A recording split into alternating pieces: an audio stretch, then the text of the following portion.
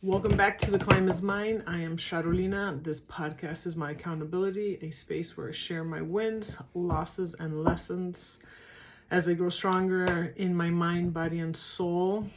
Today, I wanted to just pause and reflect on what has happened this past year for me.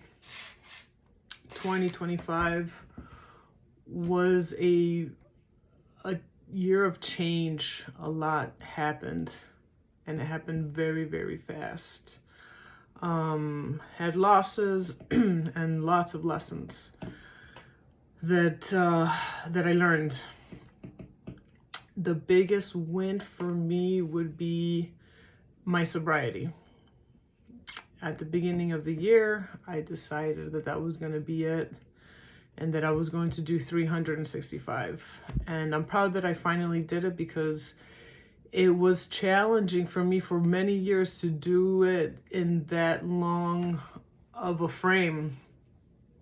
You know, I had tapered down my drinking the past few years.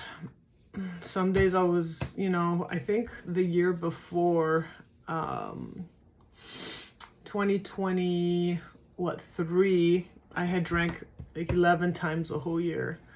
24, I drank a little bit more, but priorly to that, I was drinking, I think, like on a daily basis, and I was binge drinking. But as I said, for the past few years, I had done a lot better. But the big mission for me was to do the whole year. Even like 6 months would have been huge. I know that I had done 3 months before, but I was just fed up, and I knew that through me doing this challenge that I was going to find a new me and find inspiration and find my drive. Because when you're clouded and consumed with that poison in your head and in your soul, it's just, for me, there was no reason to find or how to find my value, because I was covering it up with that substance that wasn't allowing me to think freely. I was covering all my problems through it, and any hard situations that arose, that's the first thing that I would do. I would just, didn't want to deal with it. So I drank. And, now I feel like a completely new person. It's unbelievable. The clarity. And it's, it's still challenging to having to deal with so many emotions that come at you, because there is no hiding. Zero hiding in that factor. But it's great. So that is definitely my number one, which I'm extremely, extremely proud of myself. So January 5th will be a year, and I'm going to do another year after that, I believe. Yes. Yeah, I'm going to go another year. I just love myself too much not to. Second huge win would be me starting this podcast, having the courage to press record and basically be vulnerable and just share what I'm going through.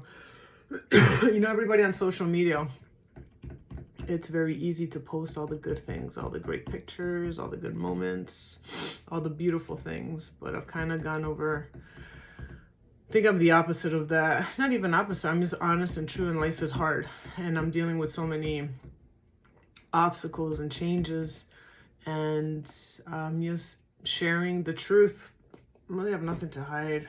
I mean, there's a lot more that I will share as time goes, but I am on episode, I believe, 41, which is crazy to even think about. And as I said, I'm doing this for me. At the end of the day, even though it's, it hurts a little bit when I know that, nobody's listening, but I'm listening to myself, and I know that one day all of this has a purpose and a reason. I'm doing this because God has put it in my heart. And it's not about the views or anything like that. It's about me showing up consistently. It's a me thing for sure. God is preparing me for something. I don't know what it is, but I know that this is a stepping ground towards that. And as long as I continue to be obedient and faithful and continue to show up, it shows growth on my behalf. And the small things that I should be able to do will prepare me for what's ahead of me coming up. So it's extremely challenging for me to do this, for me to just be, I guess, and share when not really knowing what the heck is really going on or what's going to happen. But it's helping me be accountable, stay sober, grow, not let myself down. And I hope that through all these episodes in the future, people could go back and just see. I'm excited to see these, all these videos, and I've left some mark for people to see. The one thing that I don't want to do is I don't want to, whenever I pass away or die in the future, I just don't want to not leave an imprint or a mark on this world. And before all this, it was kind of like an emptiness for me. It would have been sad if I wouldn't have done any of this, would have regretted it, not being able to use the vessel that God has placed me in this world to make some kind of difference. So, yeah, I'm excited to see what's going to happen next year. But yeah, those are the two major wins for me. So yeah, so many things have happened through the year. Have to pivot a bunch of times, especially. So many transitions happen in my business. I had to make so many changes. I had 3 bad partnerships that I ended up getting screwed over. I lost all my money, in all of this, and all of them ended up not well, but I took the best of it. And as I mentioned prior in the podcast before, is that, I'm moving on from it. I'm not taking it as a failure. And I learned so much from it. And as I said, I think God just has closed those doors for me to enter in the new path that I'm in right now, and that I'm going to be doing from now on. So that was a painful experience, but a rewarding one at the same time, because I'm looking at the best of it and learning from it. And as I said, I learned a ton. I've had to humble myself because clearly I ran out of funds. I needed, to have a roof over my head, make decisions that I didn't want to do. And as I said, humble myself. I had to get back into the service industry to make ends meet. And clearly having your own business and working for yourself and it not working and having to go work for somebody again it's tough. It really, really is. I was having an extremely challenging time with it, but I am so grateful that I have my skills and that I'm able just to get back out there and be able to provide and learn from this. There's another path that I'm going through this. It's putting me in so many situations that is, I feel like it's preparing for me what's ahead. It is so challenging working for other people in close proximities and different, characters, and everybody's so different, and having to adapt and deal with everybody's emotions. I come home drained, and I feel that it's preparing me for something. It's like the way that I react now and the way that I would react before, it's night and day. It's very humbling, and it's just showed how much growth I have had within myself in this past year and dealing with all these situations. And I'm like, God, why am I here? And it's just, as I said, I bring so much light into so many people's lives, and obviously that makes me extremely happy. And sometimes I'm like, well, I'm just here to like help them. It's not always about me. And I try to think about it, and it's not my burden, but I'm like, okay, God, I'm like, bring me peace in the situation. And I pray for that person. And I know it's not about me. I mean, it's about them, that they need to deal with stuff too, but I need to be the one that brings the peace and shows the light and brings the joy. So as I said, I don't know if this is like a pruning time. I mean, it is a pruning time for me, and it's evolving, but it is tough to be back. I felt like, you know, I was taking complete like 10 steps backward. I was, you know, excited and, you know, working for myself and doing the business and so forth. But God is like, it's not your time to flourish. You need to continue learning. You need to be in a different path, and this isn't what I have for you. So I've listened to him. I've noticed all the signs, all the synchronicities, and I know that I'm making the right choice. So I'm just being faithful and humble, and I'm just, you know, I am where I am, and I know that massive change will be coming next year. But yeah, so that's been another, was a lesson for me, and I'm growing tremendously from it. Big loss, you know, we all know that why I started this podcast like right off the bat was, you know, the loss of my brother. That loss will,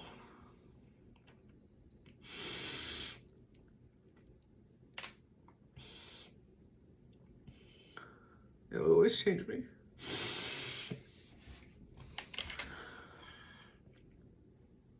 That loss will always be with me. But it'll change. You know, it's been a good change that's made me realize what needs to be done. It brings me fight. It brings me courage. And obviously, it's still fresh and it hurts. But from that loss, big change comes and is coming. So I'm forever grateful with that. I know that he's watching me, you know, fighting every day, and it's not something that's taken lightly. So, you know, it's a good thing. It's very self-reflecting, and it's just, you know, having that, it's like curse or bondage that's within the family. It's very delicate, and it's something that don't tread lightly, because having my dad commit suicide as well, and having, you know, my brother, it's like, say like generational curse, and I'm here to break that curse, and not allow it to continue for any of my family members or anyone or any other family members. So if I could help and put a stop to it and bring the light and change, that's what I am fighting for. So, you know, I love him and I miss him dearly every single day. So yeah, that was a painful one. But, you know, everything that has happened, it's you know, there's always something to learn from it. And sometimes I don't give myself credit for it. Sometimes I'm very hard on myself. But, you know, I have become a very strong person compared to what I was at the beginning of the year mentally. I have determination, and I'm obsessed with becoming the new version of me that's already out there, and never going back to my past. So that's like, you know, that's like my anchor, never going back to my past, and connecting with that woman that's already created. And, you know, that's what keeps me finding me, because I know how much value I could bring to this world. And, you know, staying sober, that keeps me staying sober, is just fighting for that obsession that I have, for searching for my growth and evolving. Like, it's been so beautiful to see how much I've changed and how much I've grown in a matter, especially this year. You know, I've been fighting hard for change, you know, especially, it's like for the past 4 years, but this year, I mean, last year was a good year for me too, every year, but this year was a lot happened and big things happened and change, lots of change. And yes, my mental state and how strong I have become has been very rewarding for me. So I'm very, very, very proud of that. I've learned to be patient, and thinking about the consequences, that if I were to do something, because beforehand it was like I wouldn't think about anything. I could have a bad conversation. I could think about my family or my mom, you know, that my mom is sick too. And I would spend time with her, and that would like trigger me, and all this like sadness and depression would come. And the next thing, I would be binging for 2-3 days. And now any situation that I'm in that causes discomfort, I take a step back, I breathe, I analyze, and I'm like, okay, if I decide to do something stupid, drink, do drugs, what is going to be the consequences? How am I going to feel? What's it going to resolve? You know, and I could only imagine how terrible it would make me feel after the math. It would be so devastating for me mentally that I don't even want to go through that. God, no. Because I remember there was times that I was doing so well, and I would end up drinking. I would go on a bender, and the mental distortion that I had for weeks on end, because I had failed and I had done and put myself in that position, not even worth it. I couldn't even imagine. God, no. Being this thick in it and doing that over 300 and whatever, that's just, yeah. So just going back to those moments and the feeling of like how I would feel or what it made me feel, it's not worth a drop to me. So yeah, I've learned how to put myself in that position to think about all these things for me not to make the wrong decision. So I'm very proud of myself. It took me, yeah, this whole year to figure that out and to be strong, you know. And it's constant battles that you're hit with that prepare you for these situations. And it's like, okay, what is the decision that I'm going to make in order to conquer this battle, this fight, you know? So yeah, another thing is my words and thoughts. Constantly thinking, paying attention to what I'm thinking. Any negative thought, I find, I mean, sometimes you don't even know, it's just wandering, and then you catch yourself. So I'm trying to constantly think what I'm thinking. Any negative, I turn it into a positive, and don't let it sit there for long, and just find evidence in the truth that is not, that is a lie. And also the way that I speak to myself, great lesson. You know, the words are so powerful, and it's very important how we speak to ourselves. It can bring life or death. The power of the tongue, you know, it can break somebody or build somebody. It's very important. You know, God created this world by his words. And so that's how important it is to be careful in what we say. Yeah.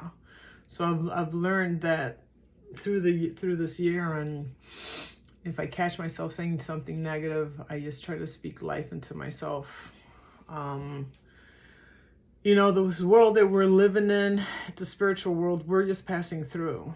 You know, it's not the other way around. You know, it's yeah. Our battle is not against flesh and blood. It's, you know, it's a spiritual battle, and that's why we're constantly being bombarded in our mind. the stronghold that Satan has over us is our minds. So that's why he's constantly trying to control it so that we can make bad decisions. And that's why everybody is like, that's why it's the only thing that he has power of. And that's why we have such a strong, or such a hard time with it, is because he comes for our minds. You know, the battlefield is in the mind. So I just pray to God, you know, all the time, and just have him help me. And as I said, whenever it's negative, just bring peace and change it. Another thing is staying in a powerful state, watching my emotions. So if I'm saying bad things or I'm feeling down, that's in a primal state of my emotion, and I want to be elevated and enjoy peace, giving. It's in a powerful state. So I'm trying to, we can only even be in one state or the other, either, you know, being that good influence or not. So always trying to gauge, how am I feeling? And then off, if I'm feeling in a negative state, I try to change it into a powerful state. So constantly doing like a check-in of emotions and feelings, thoughts, and words. It's a lot. It's really a lot when you really think about it. It's, yeah. And it's just amazing to see like how before, just not paying attention on everything that was going through my head, being controlled, not even knowing it. It's hard to think about what you're thinking constantly and regulating yourself. It's not easy. Yeah. That's only why there's only certain people that are extremely successful. You know, the 1%, they do all this. They're constantly aware of everything that's going on. They are the creators, from what they think to what they say and what they attract. I'm learning this game of life. I'm through, stage 2 maybe.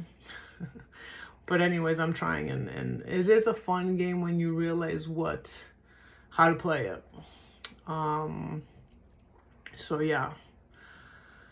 But yeah, so great year, lots of lessons, lots of growth, change, slowly shedding the old me, and just figuring what I am not anymore to be who I am. I already know the me is already created there. I'm just trying to like learn how to tap into her and just grab her, because I'm already created. So yeah, so next year will be a good year. Learning all these things, keeping implementing them.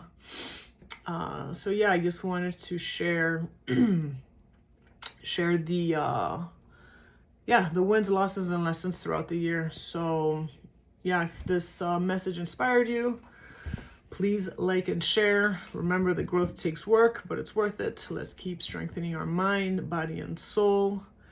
And let's change the world together. I hope everybody had a lovely Christmas, and yeah, go through an inventory of what your year was and what you liked and didn't like, and grab the good and shred the bad. Take care.